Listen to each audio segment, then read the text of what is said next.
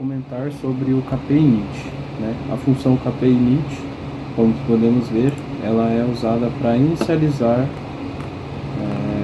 os comandos com o keypad. Então, se a gente for observar aqui, teremos aqui, ó, kpinit, né, bem antes do loop. Então é inicializado antes do loop, junto com algumas variáveis e outras funções que formos usar. E essa é a estrutura. Então kpinit, entre parênteses, são os parâmetros que a gente poderia passar para a função, e esse comando tem como objetivo inicialização do keypad. E aí, se a gente entrar dentro da biblioteca keypad.h, a gente vai poder ver que o comando kpinit, ele possui a função, né, kpinit, ela possui duas diretrizes. Então aqui a gente tem trisb, registradores que estão controlando a direção das portas B e das portas D. Então, no caso aqui do trisb, ele está definindo a porta 0 dos pinos, né, 0 até 2 como saída. Então ele está fazendo aqui um AND, né, bit a bit, com esse valor hexadecimal. Isso retorna que os pinos 0 até 2 são registrados como saída. Isso para as portas B. E as portas D, aqui no trisd, né, são registradores que estão fazendo ORs. Então aqui ele está fazendo uma porta lógica OR e está retornando que os pinos de 0 a 3 podem ser tratados como entrada. Em resumo, então, o código kpinit, né, os códigos da função kpinit, ele inicializa os pinos de 0 a 2 da porta B como saída e os pinos de 0 a 3 da porta D como entradas. Então, é por isso que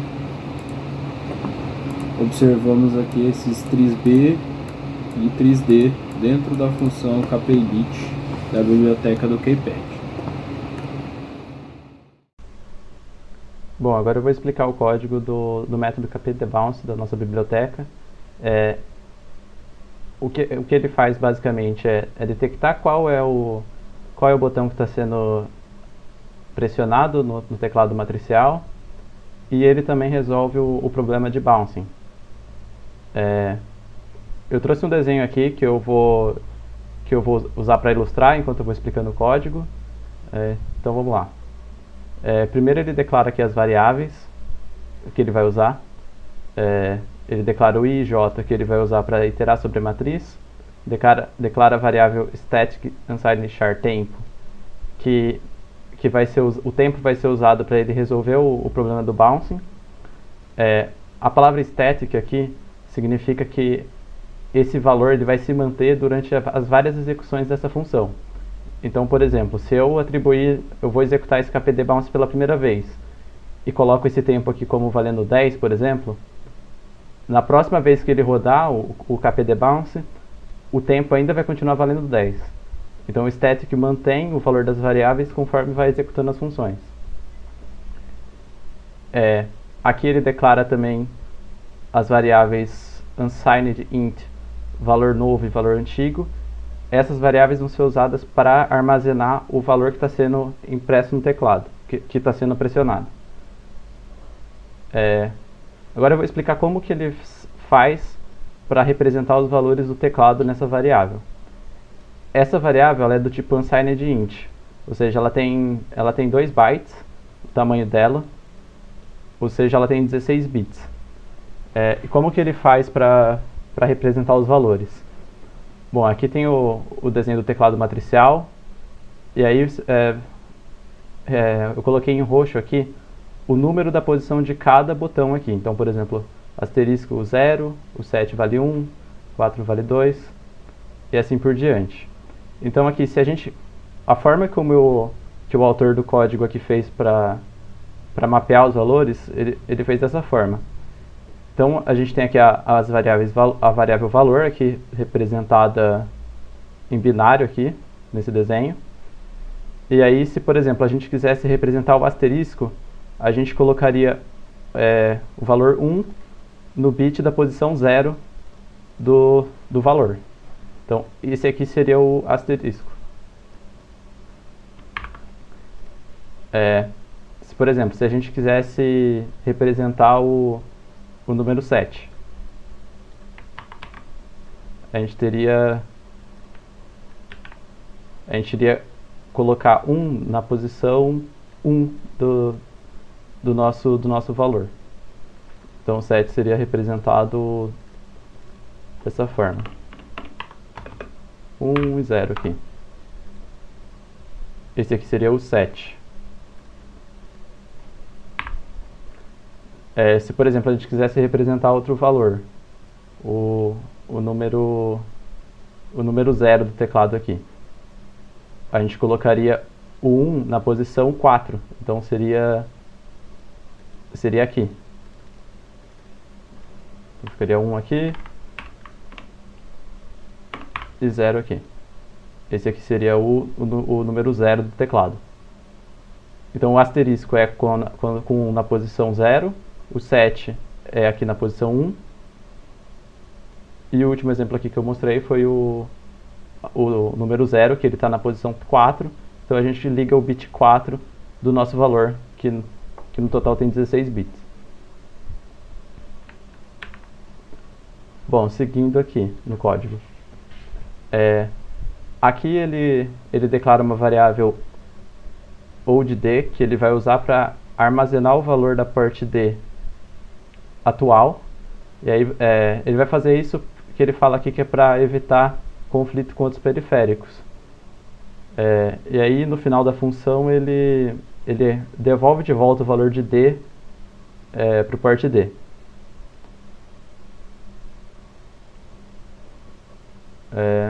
Seguindo aqui.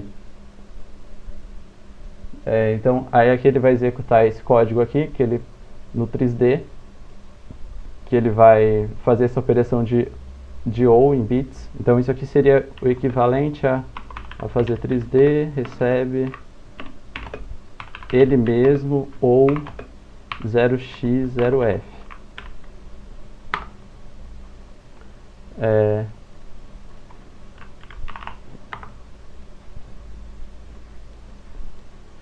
Isso aqui seria eu trouxe aqui no desenho também. Isso aqui seria um OU bit a bit. Então aqui ele tem o 3D, vai receber o 3D ou o valor 0x0f, que em binário seria isso daqui. Então quando ele faz a operação OU bit a bit passando o 0x0f, que ele é 4 uns seguido de 4 zeros seguido de 4 uns, quando ele executar o OU bit a bit, então ele vai executar esse primeiro bit com esse bit com esse daqui. Ele vai ter no final, ele vai habilitar os últimos 4 bits do 3D, porque a operação de OU com 1 sempre vai dar 1. Então o que ele quer fazer aqui nessa linha é habilitar os últimos 4 bits do 3D. E aí fazendo isso ele está configurando o port D, os pinos do port D, do 0 até o 3, como entrada do microcontrolador.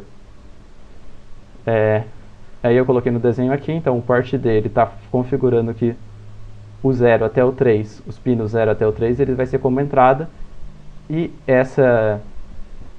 esses pinos eles estão ligados diretamente no nosso teclado matricial. Então aqui o que ele está fazendo nessa linha é configurando o port D como entrada, que está ligado às linhas do teclado. Bom, e agora ele vai começar a iterar sobre a matriz do teclado. Então ele vai fazer um for aqui, vai usar o i lá que ele tinha declarado lá em cima. ele vai fazer vai executar 3 vezes, então ele está aqui fazendo, iterando sobre as colunas. Ele vai primeiro executar essa coluna, depois essa, e depois essa. Então aí na primeira linha aqui, trisb e igual 0x0f. Aqui ele quer fazer, está fazendo uma operação parecida aqui, mas agora ao invés de ser um ou, é um e. Então isso aqui seria equivalente a fazer trisb, recebe ele mesmo, end 0x-f8.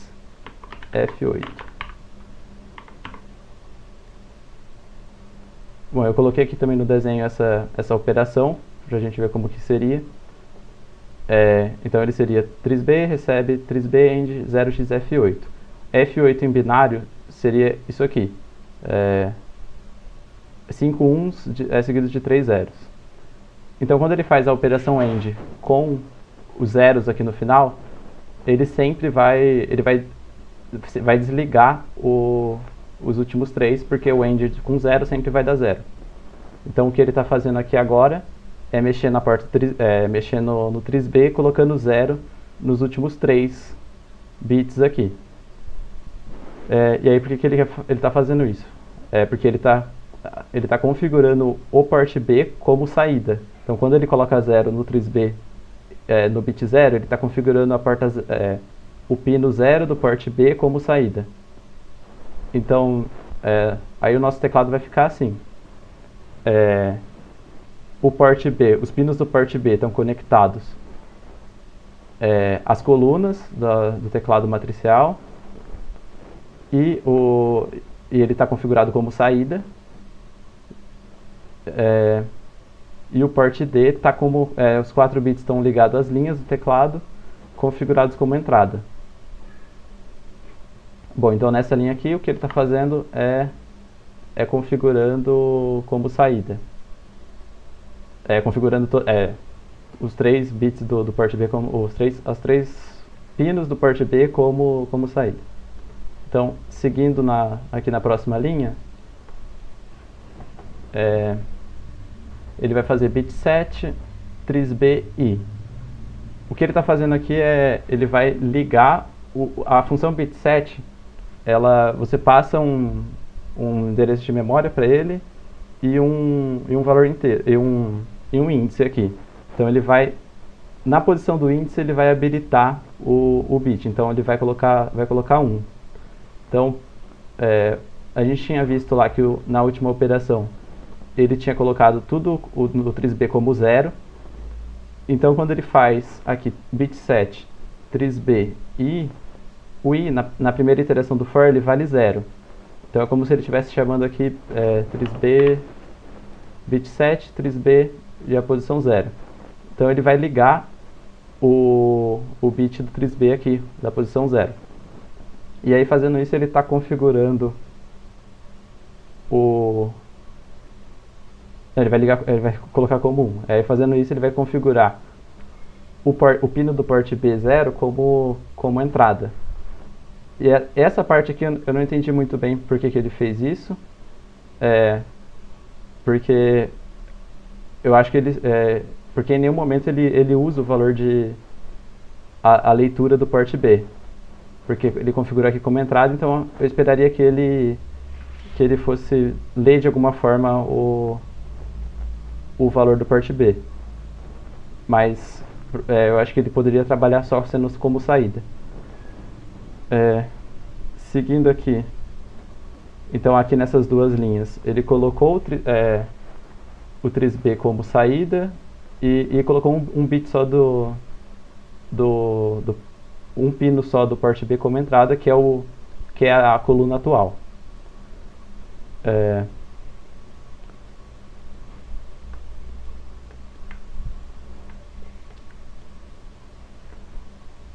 Aí na próxima linha ele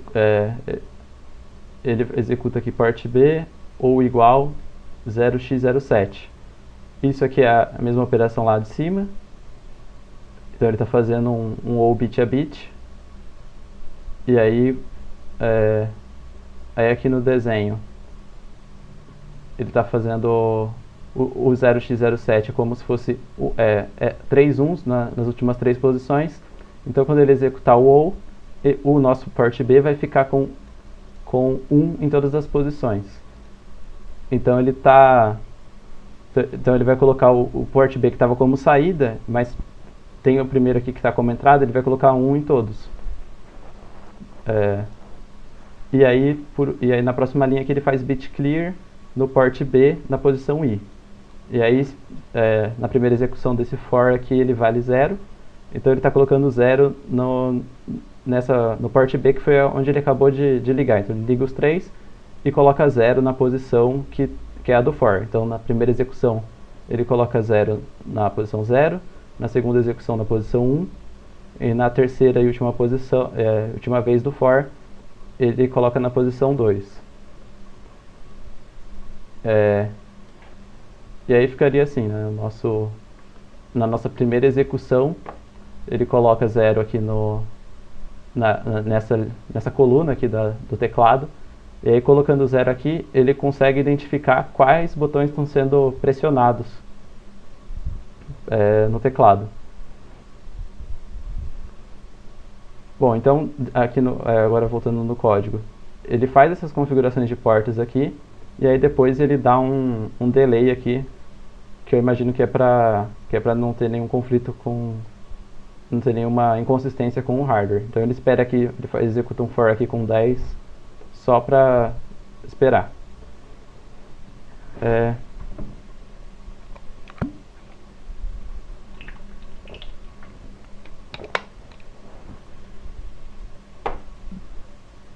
Bom, então ele vai agora iterar sobre as linhas do nosso teclado para verificar se o botão está sendo pressionado ou não.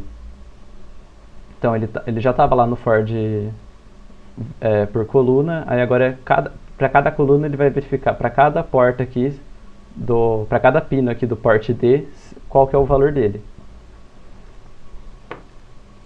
Então se por exemplo o asterisco estiver sendo pressionado, ele vai colocar o valor 0, nível baixo, no pino 0 do port D. Se o 7 estiver sendo pressionado, ele vai colocar, vai chegar o nível baixo na nossa porta 1, na nossa porta 1 aqui do port D, no pino 1. Então ele vai, agora voltando aqui para o código, ele vai testar, né, se o bit da posição J do port D. Então para cada J aqui, né, que seria 0, 1, 2 e 3, ele vai verificar, vai fazer o bit teste do port D da posição J. E aí isso que ele vai usar para montar a variável valor. Então aqui o valor novo aqui, que era aquela variável de 16 bits lá que eu falei no início da explicação. Então aqui, se o bit teste aqui retornar false, ele vai dar o bit set, que o bit set coloca 1 na posição que a gente passar. Então, por exemplo, agora aqui no desenho, se por exemplo, eu vou zerar aqui porque está com o valor.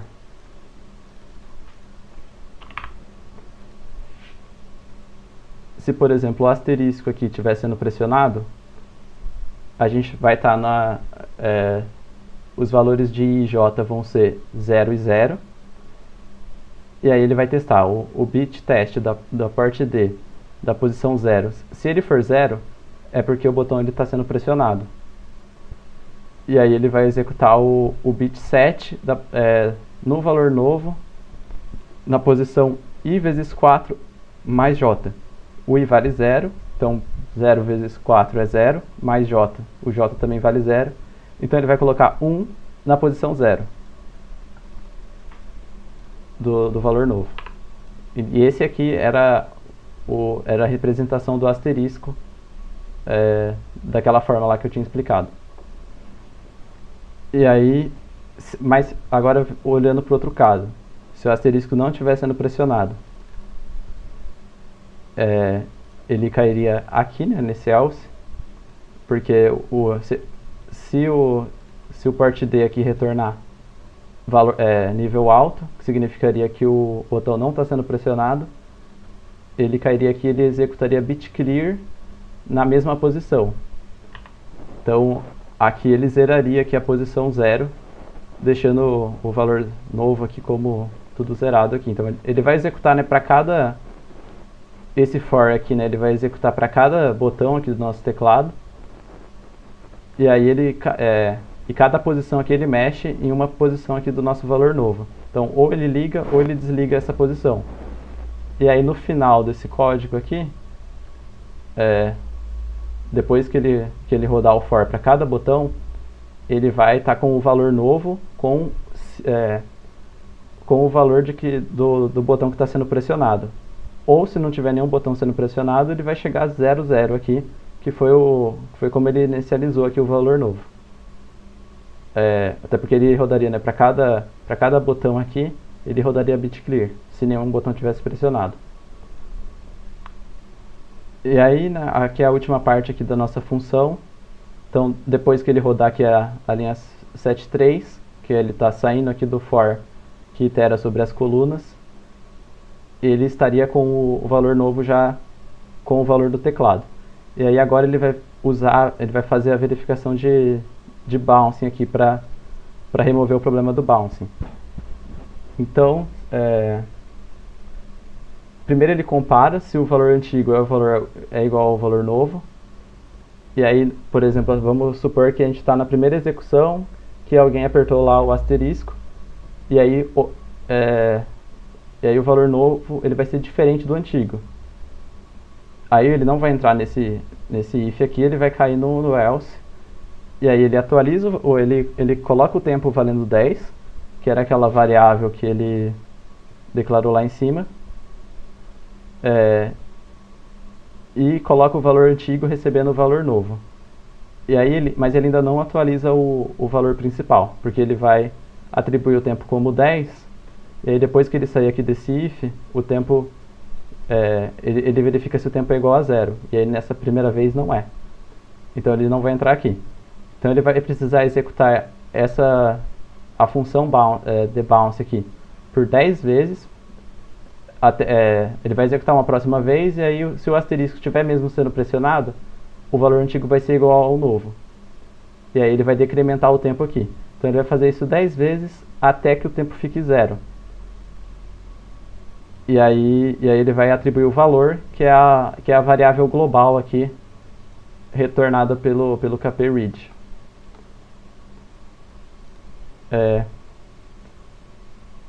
E aí no final aqui, né, aí ele só faz as últimas coisas aqui, que é devolver o old D para o port D, que era o valor anterior do que estava configurado no port D, e atribuir 000 no 3D. Isso eu acredito que é para evitar conflito com outros periféricos rodando ao mesmo